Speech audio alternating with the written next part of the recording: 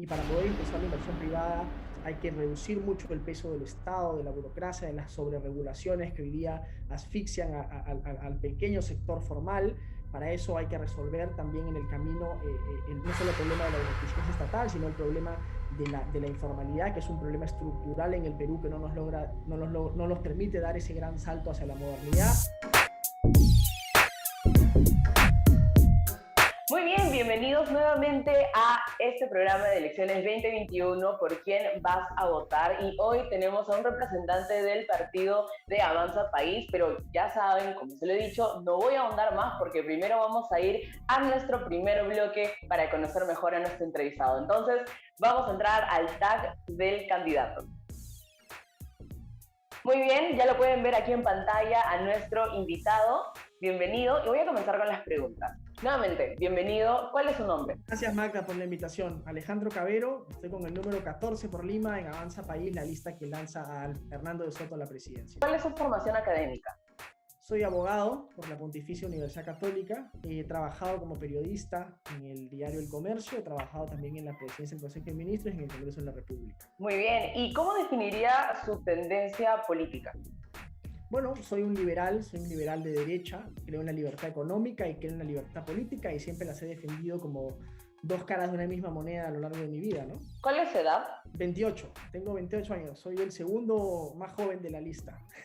Aquí estamos con la juventud bien representada, entonces. Como tiene que ser, claro que sí.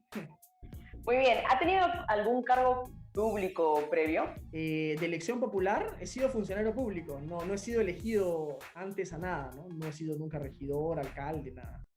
He sido funcionario público, no he sido honrado todavía con un cargo de elección popular.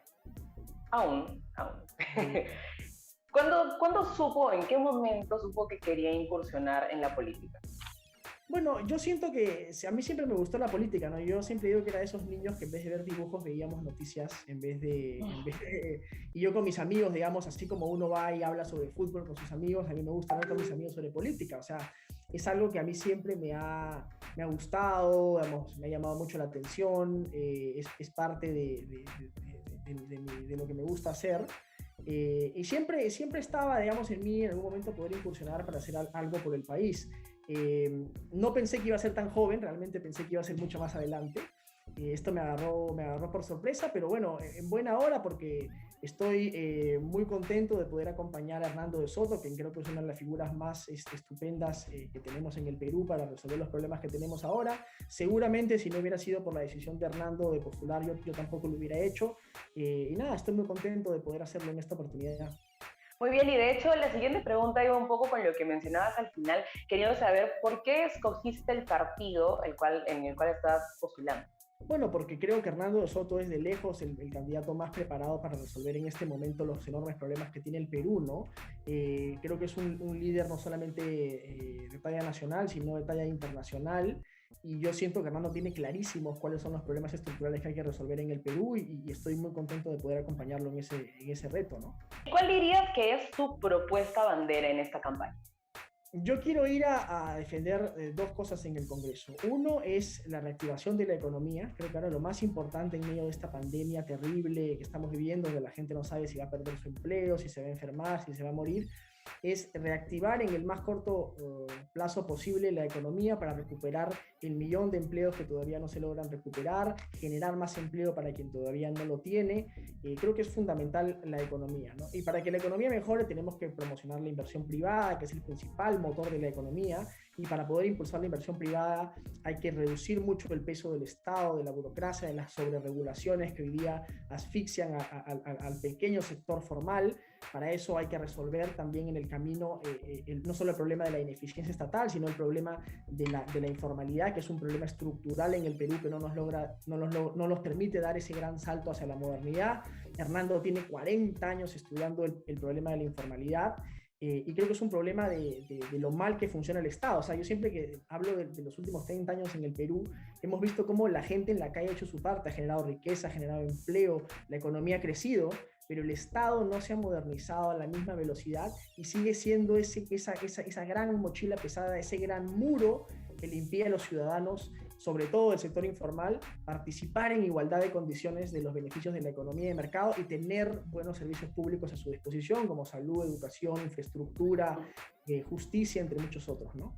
Muy bien, y de hecho vamos a tener oportunidad de tocar un poco más a detalle estos temas, pero vamos a pasar entonces al primer tema del programa, que vendría a ser el de salud. La pregunta es la siguiente y va a tener 2 minutos para responderla. ¿Cuál es su evaluación de la situación de salud en el país y qué propone para este sector? Mira, la pandemia, o la manera en cómo hemos manejado la pandemia desde el Estado, ha sido reflejo del Estado fallido que tenemos hoy día, ¿no? Que funciona mal no solo en salud, funciona mal en muchos otros, en la dación de muchos otros servicios públicos. Yo te diría que la razón por la que la pandemia se ha combatido muy mal es porque el Estado peruano toma decisiones sin información. El Estado peruano es un gran archipiélago, ¿no? Que no tiene información, no colecta, procesa y comparte información. Entonces, cuando estalló la pandemia, no podíamos salir a cazar el virus porque no sabíamos dónde estaban los infectados. Tuvimos que poner en cuarentena regiones enteras que de repente no tenían un solo infectado en ese momento, pero teníamos que cerrar toda la economía. Quisimos repartir bonos, no sabíamos quién necesitaba bonos y quién no necesitaba bonos, ¿no? El año pasado hemos devuelto recursos en el sector salud por el valor de 8.000 camas UCI, Magda. O sea, el Estado peruano está absolutamente incapacitado para gestionar y utilizar información en la decisión de políticas públicas. La cuarentena que hemos decretado ahora ha tenido que ser la última alternativa porque no hemos podido hacer ninguna de las cosas que teníamos que haber hecho antes: comprar oxígeno, comprar camas UCI, que las vacunas lleguen a tiempo, ¿no?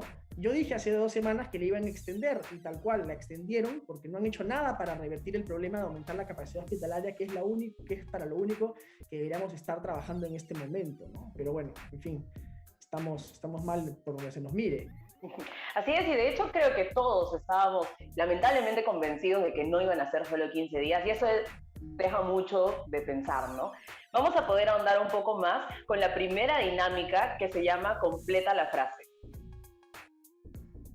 Básicamente, como su nombre lo dice, yo voy a comenzar a decir una frase y usted la vas a poder completar como mejor te parezca, hacia donde quieras llevarla. Entonces, la primera frase sería: la gestión de las vacunas ha sido pésima. Muy bien. Segunda frase: para prevenir más contagios del coronavirus deberíamos seguir los protocolos sanitarios adecuadamente. Muy bien. La tercera sería: la atención en salud en primera línea. Hay que fortalecerla muchísimo. La atención primaria en el Perú es fundamental y hoy día está muy desatendida. Perfecto. Y la cuarta frase, un poco para entrar al segundo tema, vendría a ser: la constitución política debería reformarse, no cambiarse totalmente. Y ahora vamos a entrar precisamente a hablar sobre la reforma política. Voy a hacerle una pregunta nuevamente y va a tener 2 minutos. La pregunta es la siguiente: ¿considera que debe haber una reforma política? Y si es así, ¿qué aspectos deben entrar en la reforma? Mira, creo que tenemos que, como te dije hace un momento, creo que en materia económica el Perú ha hecho bien las cosas y el capítulo económico ha funcionado. En materia política e institucional hay que hacer profundas reformas para que la política funcione mejor en el Perú. Lo que nos ha mostrado estos últimos 5 años es que el problema principal por el cual no se puede reformar el Estado y no se puede reactivar la economía es porque la política es la principal traba para resolver los problemas, ¿no? Congresos obstruccionistas, parlamentarios que no responden a las necesidades de la gente en la calle, etc. Yo tengo 4 reformas muy concretas que quiero llevar al Congreso. La primera es el retorno a la bicameralidad, la creación de distritos electorales uninominales en el Perú, la vuelta al voto voluntario en el Perú y la renovación por mitades del Congreso. Creo que los 4 son integrales y son fundamentales para mejorar los incentivos bajo los cuales funcionan los políticos hoy día en el Perú y para fortalecer los vínculos de representación entre representante y representado y que ellos verdaderamente respondan a nuestras necesidades y nuestros intereses, ¿no? Vamos a pasar ahora al tercer tema, que sería el de economía, reactivación económica, que ya nos habías estado adelantando un poco al inicio. La pregunta es la siguiente: ¿qué soluciones propone para reactivar la economía? 2 minutos. Mira, para reactivar la economía tenemos que destrabar los enormes proyectos que hoy día están paralizados en el Perú. Hernando de Soto ha mencionado en su plan de gobierno presentado hoy día en parte en el diario Expreso que si nosotros pusiéramos en valor, destrabáramos los proyectos mineros, de infraestructura, de petróleo, que, entre otros, que hoy día están paralizados en el Perú y listos para salir a funcionar, podríamos inyectar en la economía hasta 37.000 millones de dólares, sin expropiar a nadie, sin endeudarse, ¿no? Solo poniendo en valor los proyectos que hoy día están trabados en el país, ¿no? Y eso puede generar hasta 150.000 nuevos empleos. O sea, lo que tenemos que hacer es fomentar la inversión, reactivar la economía, y eso se hace con confianza, aligerando el peso del Estado, quitándonos regulaciones y trabas absurdas que hoy día el Estado le pone a las empresas para poder crear riqueza y empleo, que es finalmente lo que tenemos que hacer luego de esta pandemia tan terrible que nos ha obligado a confinarnos y a retraernos tanto, ¿no? Entonces, para poder continuar y desglosar un poco estas ideas, vamos a pasar a la segunda dinámica que se llama palabra-opinión. Y muy similar a la primera, solo que ahora le voy a dar solamente una palabra y de nuevo va a poder desarrollarla como mejor le parezca. La primera sería AFP. Un buen sistema requiere mejoras. En la segunda sería bonos. Tenemos que tener mucho mejor identificadas a las personas que realmente lo necesitan. Perfecto. La tercera sería informalidad. El principal problema estructural del Perú. Y la última sería MIPES. El motor del desarrollo y de la economía de mercado. Muy bien, así terminamos con el tema de economía y vamos a pasar al de educación. La pregunta para eso sería, ¿qué le falta a nuestro sistema educativo para ser accesible, inclusivo y de calidad para todo el Perú? Mira, son varias cosas, ¿no? Yo creo que en educación tenemos que trabajar en 4 ejes distintos. El primero es en los ejes del aprendizaje propiamente. Tenemos que pasar de un aprendizaje mucho más memorístico hacia un aprendizaje mucho más en habilidades que le permita a los estudiantes adaptarse al cambio, ¿no? Heráclito decía que lo único permanente es el cambio y no lo hemos vivido nunca más vivamente, valga la redundancia, que en medio de esta pandemia. Necesitamos que los estudiantes empiecen a desarrollar habilidades para adaptarse al cambio, ¿no? Darwin decía que las especies que más sobreviven no son las más fuertes ni las más inteligentes, sino las que mejor se adaptan al cambio. Y en un mundo cada vez más digital y probablemente más automatizado, donde muchos empleos van a desaparecer, la capacidad de aprender constantemente y de adaptarnos es fundamental y hay que desarrollarla desde la educación más temprana posible. Eso en temas de aprendizajes. En temas de gestión en educación hay que mejorar muchísimo la manera en cómo se gestionan las escuelas. Yo creo que los directores tienen que continuar siendo nombrados por concurso público, tiene que fomentarse mucho más la carrera pública meritocrática, bien pagada en el sector de educación. Para eso hay que dotar de recursos al sector de educación, ¿no? Creo que eso es fundamental para poder mejorar, y hay que digitalizar profundamente la educación en el Perú para hacerla sostenible y adaptarla a los cambios que el país necesita. Y de hecho es muy importante, ¿no? El tema de la tecnología y realmente cuánto puede ayudarnos y cuán necesario es, sobre todo en los momentos que vivimos ahora, ¿no? No podemos hacerlo de forma presencial, realmente hemos tenido que adaptarnos obligatoriamente a poder usar esta ayuda tecnológica y sin embargo, como no todos tienen el acceso no todos lo han podido hacer. Pero vamos a poder... Sí. Una cosa importante que quiero mencionar ahí también, que es que el reto en digitalización es enorme. Alrededor del 70% de escuelas en el Perú no tienen acceso a conectividad, ¿no? Y el 80% de maestros en el Perú no están capacitados adecuadamente en el uso de nuevas tecnologías. O sea, el reto en digitalización es enorme y tenemos que atacarlo con información, con capacidad, con recursos y con buena gestión, y hacia ahí va la propuesta de Hernando de Soto, ¿no? Muy bien. De hecho, bueno, es parte de la dinámica que se viene. Voy a presentarla. Primero, la tercera dinámica es escoge el tema al azar. Y lo decía porque es uno de los temas que probablemente puedan salir un poco acerca de la tecnología, pero vamos a ver, de todas formas, va a ser al azar. La gente que ya ha venido viendo las entrevistas sabe que aquí tengo yo mis 5 papelitos. No puedo extenderlos para que escoja uno, así que yo voy a tener que hacerlo acá y confíen de que lo voy a hacer al azar. Acá hay uno. Y este es el número 3, que corresponde al rol de la SUNEDU en su evaluación de las universidades. Tiene 1 minuto y medio para poder desarrollar. Yo creo que el rol de la SUNEDU ha sido positivo. Creo que es importante poder haber garantizado calidad en la educación superior. Sin embargo, creo que la reforma de la reforma universitaria tuvo que haber venido también con un eje importante de hacer más accesible el servicio a educación universitaria en el Perú, ¿no? Hoy día de 150 universidades en el Perú se han cerrado alrededor de 50, o sea, se ha cerrado alrededor de 30% del mercado, lo que quiere decir que si tú reduces en 30% el mercado, lo único que generas es que aumenten los precios del, 70, digamos, del otro porcentaje que se queda en el mercado, ¿no? Por tanto, las pensiones son evidentes que van a subir y eso puede tener problemas de elitización de la educación y de poco acceso a los estudiantes que se pueden haber quedado sin capacidad de estudiar. Ya hoy día en Lima existen más de 7 universidades que cobran más de 4.000 soles mensuales en pensión. Entonces los precios de las pensiones están subiendo constantemente debido a que tú te estás mochando parte del mercado privado de educación. La mejor alternativa y a donde tenemos que ir es a tener educación superior pública de calidad gratuita. Y es ahí, con eso tú te tumbas la César Vallejo, la Telesub, las peruanas, todo, ¿no?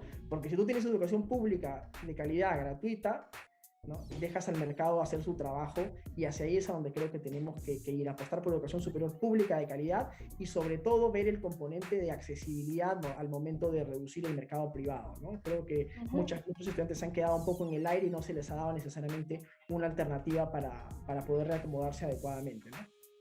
Es cierto, y de hecho lo vemos en otros casos, ¿no? De otros países, que muchas veces realmente las personas suelen preferir o optan, ¿no? Por lo menos está como opción, optar por una educación pública porque precisamente es de calidad. Sucede que en nuestro país no es así, pero es un punto que se debe trabajar definitivamente. Vamos a pasar al último. No, si es el último tema, ya yo me estaba confundiendo, es el último tema del programa que vendría a ser el de participación juvenil en la política. Algo que ha estado en boca de todos a partir de los sucesos, sobre todo, diría yo, a partir de los sucesos del año pasado, pero creo yo que viene ya desde hace un tiempo. Así que la pregunta sería la siguiente. ¿Cuál es el rol que tienen los jóvenes en la política? Importantísimo, importantísimo. Yo creo que estamos en un momento en el que necesitamos renovar profundamente la política, cambiar la forma de hacer política en el Perú. Yo la razón por la que incursioné en política es porque siento, y por las ideas que defiendo, quiero salir a defenderlas, a comunicarlas mejor, a hacerlas mucho más accesibles. A veces se piensa que la defensa de las ideas que defienden la economía de mercado, las libertades individuales, son muy académicas, son muy etéreas, y finalmente yo lo que quiero hacer es contarle un poco a la gente que la libertad económica y la libertad en general tiene consecuencias muy concretas para su día a día, para su vida, y salir a defenderlas, a comunicarlas y bueno, sobre todo a defenderlas con mucho ahínco en este momento tan difícil que vive el Perú y además con gente decidida firmemente a acabar con estas ideas que tanto progreso han traído para el Perú y que pueden seguir trayéndolo en mucho mayor medida si hacemos las reformas de fondo que tenemos que hacer, no para volver al pasado, ponerle freno al carro, retroceder, sino para ponerle cuarta y quinta y avanzar mucho más rápido hacia ser un país verdaderamente de primer mundo.